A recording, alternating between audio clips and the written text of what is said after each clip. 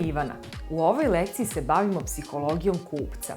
Znamo da kupci kupuju od ljudi kojima veruju, da veruju ljudima kojim se sviđaju, a da im se sviđaju ljudi sa kojima se povežu.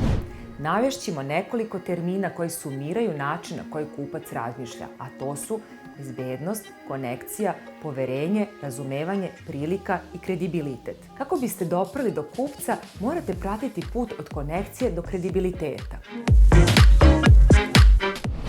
Daćemo vam i nekoliko smernica kako biste ocenili da li ste na pravom putu. Možete li brzo i istinski napraviti konekciju sa mušterijama preko zajedničkih uverenja. Na taj način popušta odbrambeni mehanizam i vas provodi kroz prva 3 koraka, kroz bezbednost, konekciju i poverenje. Možete li ojačati to poverenje kroz razumevanje i empatiju sa njihovom situacijom ili problemima? Time dobijate razumevanje. Možete li im jasno pokazati put koji vodi ka njihovom uspehu? Otvarate im priliku, odnosno opcije koje su im dostupne. Možete li dokazati da vi i vaša preduzetnička radnja ili agencija imate sposobnosti da rešite njihov problem? Ukoliko je odgovor da, pridobili ste i kredibilitet.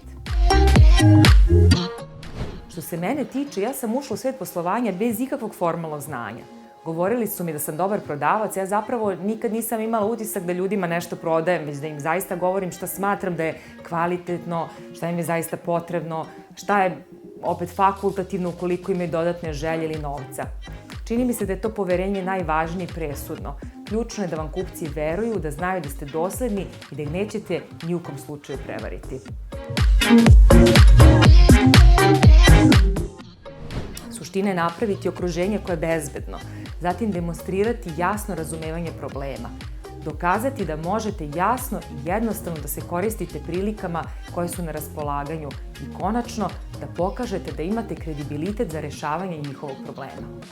Praćenje ovog redosleda je važno jer ćete na taj način dopustiti da prođu kroz proces koji je normalan za njihovu psihologiju kupovine, a što će vama omogućiti optimalan uspeh.